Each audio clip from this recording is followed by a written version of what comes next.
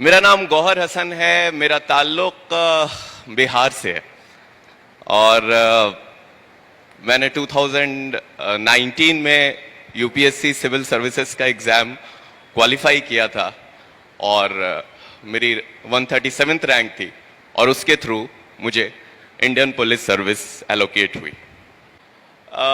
मेरे 4 भाई बहन हैं और उनमें से सबसे नकारा मैं ही था पढ़ने में। तो मेरे वालिद साहब जो कि प्रोफेसर थे, अल्लाह उन्हें जन्नत नसीब करे, उनका इंतकाल हो चुका है, वो हमेशा कहा करते थे कि आखिर मैंने ज़िंदगी में बहुत नमाजी थे, बहुत परहेजगार थे, ज़िंदगी में कभी एक पैसा उन्होंने ऐसा नहीं कमाया जिस पे उनको अफसोस हो सके। लेकिन वो मुझसे अक्सर कहा करते थे ये बात कि मैंने ज़िंदगी में आखिर ऐसी क्या गलती की है कि अल्लाह ने तुमको इस तरह का बना दिया। मैंने सीबीएसई से, मेरे ख्याल ज़्यादातर लड़के यहाँ सीबीएसई के बैठे हुए होंगे, मैंने सीबीएसई से 10वीं 2 बार में पास किया था। पहली बार में पास कर गया था मैं, मेरे कुछ 45% मार्क्स थे और जब मेरे वालिद साहब ने कहा ये नंबर लेके तुम कहाँ जाओगे, तो मुझे लगा मैं पास कर गया, मैं इसी पे खुश था। लेकिन उनके बड़े इसरार करने पर मैंने दोबारा एग्जाम दिया। तो आज भी मुझे याद है कि मेरे 70% मार्क्स आ गए थे, तो मेरे मोहल्ले में मिठाई बांटनी पड़ी। वो लोग इतने खुश थे 70% मार्क्स पे।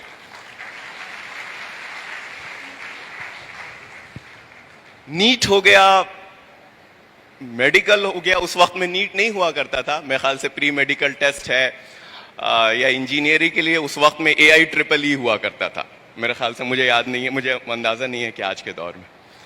तो ये सब तो बहुत दूर की बातें हैं। मेरे वालिद साहब को ये लगा कि शायद ये लड़का इंजीनियरिंग क्वालिफाई नहीं कर पाएगा, इसलिए उन्होंने मेरा एडमिशन डिप्लोमा में करवाया था, डिप्लोमा इंजीनियरिंग में, कि तुमसे बेटा इंजीनियरिंग तो होगी नहीं, बेहतर है कि तुम डिप्लोमा करो, डिप्लोमा के बाद तुम्हें जॉब मिल जाएगी। और उनका इंटेंशन बहुत नोबल था। जाहिर है वो मुझे बचपन से देखते आ रहे थे, एक बाप माँ से ज्यादा, एक पेरेंट्स से ज्यादा अपने बच्चों को कौन पहचानता है। तो खैर मुझे बड़ा ईगो मेरा हर्ट हुआ। अब डिप्लोमा करने को कह दिया, डिप्लोम चीज लोग बुलाते थे। लेकिन खैर ठीक है, अब मरता क्या ना करता, डिप्लोमा का एग्जाम दिया। इंटरेस्टिंग बात है कि मेरा उसमें भी एंट्रेंस में नहीं हुआ डिप्लोमा के। कुछ वेटिंग आई थी मेरी, लेकिन वेटिंग आई थी तो किसी तरह से मैं वहां पहुंच गया। खैर फास्ट फॉरवर्ड, डिप्लोमा हुआ, डिप्लोमा के बाद फिर जॉब भी मिल गई, जॉब तो मिल ही जाती है। उसके बाद फिर मैंने इवनिंग से इंजीनियरिंग करी। बड़े घर पे लोग मेरे बड़े खुश थे कि चलिए भाई, जिससे ये उम्मीद थी कि पान की दुकान से ऊपर कुछ कर नहीं सकता है, एटलीस्ट वो एक जॉब कर रहा है। मैंने जॉब शुरू करी, अपनी जॉब शुरू करी तो 1 साल, 2 साल, 3 साल। जब 3 साल मैंने जॉब वॉब कर लिया तो मुझे लगा कि शायद मुझे कुछ और करना चाहिए। उस वक्त में मुझे कहीं ना कहीं यह एहसास होता था कि मैंने जिंदगी में कुछ भी नहीं किया अभी तक। जैसे नदी के एक फ्लो के साथ लोग बहते चले जाते हैं, वैसे मैं भी अपनी जिंदगी के फ्लो के साथ बहता चला जा रहा था। जैसे जहां जिसने फेंक दिया, ना कोई बड़ा एग्जाम दिया, ना किस किया। तो मुझे पता नहीं क्यों एक ख्याल आया कि इस स्टेज पे आके ना तो मैं मेडिकल दे सकता हूं, ना मैं इंजीनियरिंग दे सकता हूं, ना मैं कुछ और कर सकता हूं। मेरे पास 2 ऑप्शंस बचे थे, या तो मैं कैट का एग्जाम देता मैनेजमेंट के लिए, या फिर एक ऑप्शन था सिविल सर्विसेज। मुझे बहुत ज्यादा अंदाजा तो नहीं है कि महाराष्ट्र में लोग इसका क्या वो करते हैं, बट बिहार में एक बड़ा कोई भी पेरेंट्स को, खास करके जो मिडिल क्लास के पेरेंट्स होते हैं, उनके अंदर एक ये रहता है कि भाई मेरा बच्चा IAS IPS बने, सिविल सर्विसेज में जाए। मतलब वो एक बड़ा उसको लगता है कि पता नहीं क्या हो जाएगा वो बनकर। हालांकि ऐसा कुछ नहीं है, ठीक है, ये भी एक नौकरी है। तो खैर मुझे एहसास, तो वो जहनियत तो वही थी। तो मुझे ये एहसास हुआ कि मुझे सिविल सर्विसेज की प्रिपरेशन करनी चाहिए।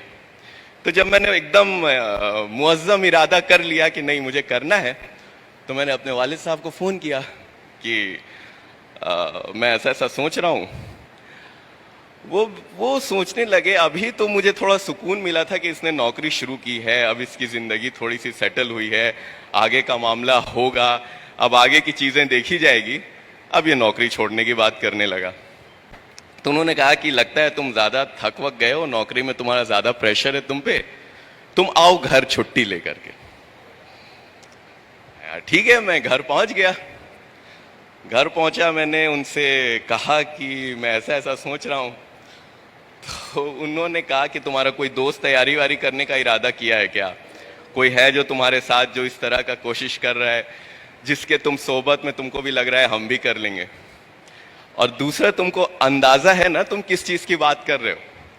कहा जाता है ये हिंदुस्तान का सबसे मुश्किल एग्जाम है, तुम्हें अंदाजा तो है?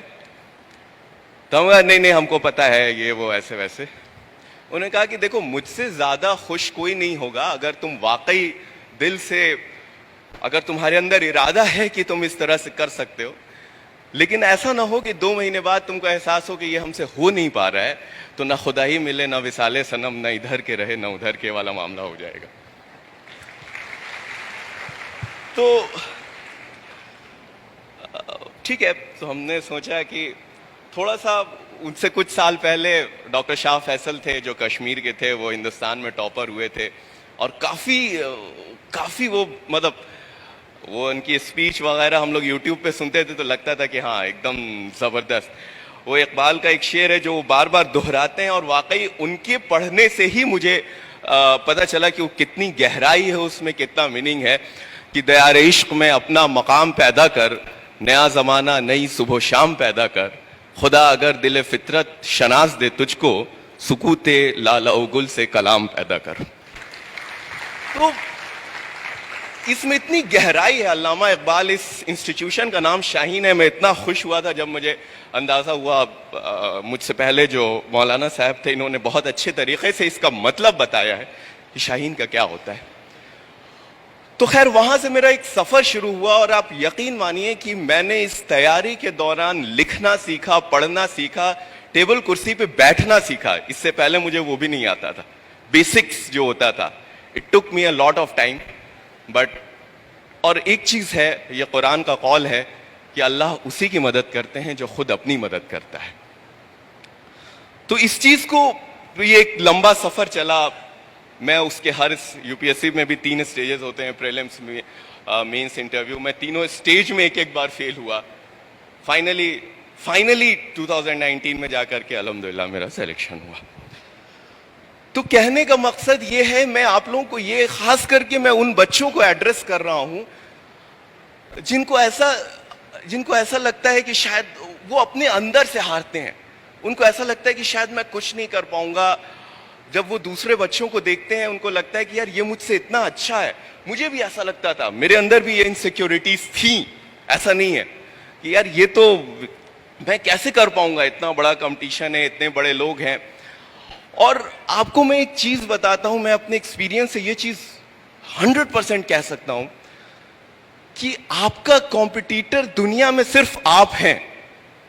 अगर आप आज जिस मकाम पर हैं, आप कल उससे थोड़े बेहतर हो गए, तो यकीन जानिए इससे बेहतर कोई चीज नहीं।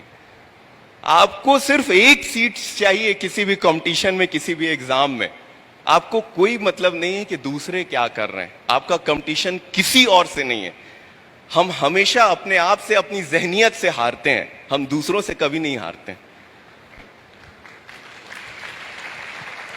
अपने दिल पे हाथ रख के आप सारे के सारे एस्पिरेंट सोचिए कि जब आप जाकर के बैठते हैं एग्जाम में, तो आपको पता होता है कि नहीं कि आपका सिलेक्शन हो रहा है या नहीं। आपको ये चीज आपके अंदर पता होती है कि yes, I am going to be there और नॉट। क्योंकि आपका दिल आपका आईना होता है। तो अपने आप से मत हारिए। जब मेरा इंटरव्यू में नहीं हुआ था, जिस साल मैंने इंटरव्यू दिया था, मेरे फादर का फोन आया मेरे पास। वो थे, जाहिर है एक वालिद है, एक बाप है, वो परेशान रहता है कि मेरा बच्चा परेशान होगा, नहीं हुआ इसका। इस स्टेज तक आके ऐसा लगता है कि निवाला मुंह तक पहुंचा, फिर वहां से किसी ने खींच लिया। क्योंकि आप प्रीलिम्स निकालते हैं, मेंस निकालते हैं, लास्ट स्टेज तक पहुंचते हैं। लेकिन मैंने उसी टाइम उनसे कहा था कि मुझे ये अब यकीन है कि अगले साल इंशाल्लाह मेरा इस लिस्ट में होगा, और मैंने उसी माइंडसेट से, उसी जज्बे से उस पूरे अगले साल की तैयारी करी।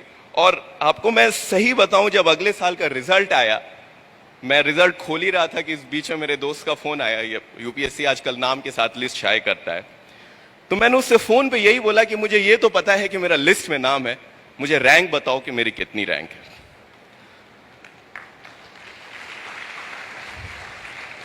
और ये मैं 4 बार फेलियर होने के बाद की बात कर रहा हूं, ऐसा नहीं कि मैं पहली बार में, किसी तरह का कोई गुरूर नहीं किसी का, बस मुझे अपने अंदर यकीन था कि हाँ। और आप सबको, जितने भी एस्पिरेंट, जितने भी लोग यहां बैठे हैं, उनको पता होता है। आज जो लोग बैठे हैं, जिन लोगों को अगले साल देना है, आज ये चीज सोचिए अपने जहन में कि अगले साल मेरा नाम वहां पे होगा। और ये जो पॉजिटिव एनर्जी होती है ना आपके जहन में, वो आपको डिराइव करती है, वो आपको अपने गोल की तरफ खींचती है। तो आप अगर अपने जहन, आप सुबह सुबह उठ करके आप अगर ये सोचेंगे, yes I am going to be there, जहां आप चाहते हैं, जहां आपके वालिदैन चाहते हैं, जहां आपके पेरेंट्स चाहते हैं, यकीन जानिए आपके पेरेंट्स, आपके वालिदैन आपके लिए इतना सैक्रिफाइस करते हैं कि आप लोग, हम लोग इस चीज का इमेजिन भी नहीं, इसका अंदाजा भी नहीं लगा सकते हैं। कितनी दुआ करते हैं, कितनी रात जागते हैं, कितने आंसू गिराते हैं। और क्या सिर्फ आपकी कामयाबी, मेरा सिलेक्शन हुआ, उसके विदिन 1 ईयर मेरे वालिद साहब का इंतकाल हो गया। आज वो नहीं देख रहे हैं कि मैं कहां हूं, क्या हूं, उन्होंने अपनी जिंदगी इस चीज में सर्व कर दी कि उनके बच्चे अच्छा से अच्छा कर सकें। अल्हम्दुलिल्लाह आज मेरे चारों भाई बहन एक अच्छी जगहों पर हैं, लेकिन और मेरे वालिद नहीं है इसको देखने को। तो इसलिए आप सब के लिए, जितने बच्चे यहां पे बैठे हैं, ये सारी चीजें जो है सिर्फ आपके लिए हैं, ये आपके फ्यूचर के लिए हैं। आप इस चीज को समझिए। इकबाल का वो कौल है, खुद ही को कर बुलंद इतना कि हर तकदीर से पहले खुदा खुद बंदे से पूछे, बता तेरी रजा क्या है।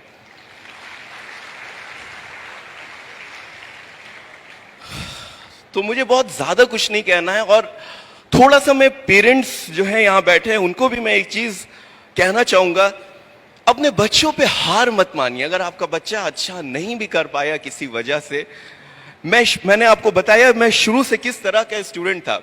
मेरे वालिद के लिए ये बहुत आसान था, मेरे फादर के लिए, मेरी मदर के लिए, कि मुझे अपने हाल पे छोड़ देना, ये तो कुछ नहीं कर सकता है, इट्स वेरी इजी।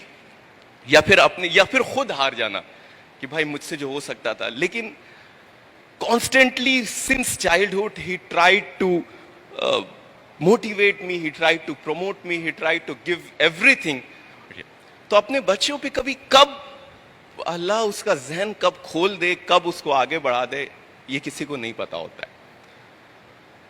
तो आप लोग भी ज्यादा से ज्यादा कोशिश करते रहें अपने बच्चों को आगे बढ़ाने की, अल्लाह से दुआ करते रहें कि नहीं ठीक है, जब और कर सकते हैं तो आपके बच्चे भी कर सकते हैं, सब लोग कर सकते हैं। तो इसलिए ऐसा नहीं है कि कोई भी इस हॉल में जितने एस्पिरेंट बैठे हैं, जितने बच्चे बैठे हैं, सब लोग सब कुछ वो सारा मुकाम पा सकते हैं जो आप चाहते हैं, जो आप करते हैं, जो आपके दिल में है कि नहीं मुझे ये करना है। दुनिया में कोई भी चीज मुश्किल नहीं है। मैं तैयारी करने से पहले मुझे कह देता कोई कि आप आधा पैराग्राफ किसी टॉपिक पे लिख दीजिए, तो शायद मैं नहीं लिख सकता था। अब मेरे वालिद ने मुझसे कह दिया कि तुम उर्दू सब्जेक्ट लेके लिखो। यकीन जानिए मुझे उर्दू का इमला तक सही लिखने नहीं आता था, लेकिन उन्होंने कह दिया। मेरे जहन में भी क्या हो गया, मुझे जाहिर है मुझे वक्त लगा, मुझे मेहनत करनी पड़ी, सारा वक्त, सारी चीजें उसमें गुजरी।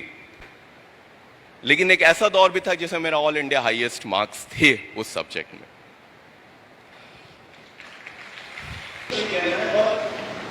कोई भी चीज दुनिया में, कोई भी चीज मुश्किल नहीं है। Everyone who is sitting here is an Einstein, is a Newton in itself, in himself, in herself. There is nothing which is impossible for him. हर कोई डिफरेंट है, हर किसी के पास अपनी कैरेक्टरिस्टिक्स है, हर कोई डिफरेंट है, हर कोई यूनिक है। और आपका कंपटीशन किसी से नहीं है। ये चीज आपको मैं बार बार बताता हूं, बार बार दोहराता हूं। कभी ये नहीं सोचिएगा कि आपके क्लास में किसी का टेस्ट हुआ, उसका मार्क्स बहुत आ गया तो वो बहुत अच्छा है। नहीं, आपका कहाँ कम आया, कहाँ क्या कम आया, ये देखिए। किसी दूसरे का क्या ज्यादा आया, इससे कोई फर्क नहीं पड़ता है। आपका कंपटीशन उससे नहीं है, आपका कंपटीशन अपने आप से है। तो आखिरी में बस मैं उन बच्चों से फाइनली एक बशीर बद्र का शेर है उसको कह करके अपनी बात खत्म करूंगा। यहाँ पे बहुत लोग हैं बहुत बड़े, कि बस एक चीज हमेशा याद रखिएगा कि जब से चला हूं मेरी मंजिल पे नजर है, रास्ते में कभी मील का पत्थर नहीं देखा। शुक्रिया।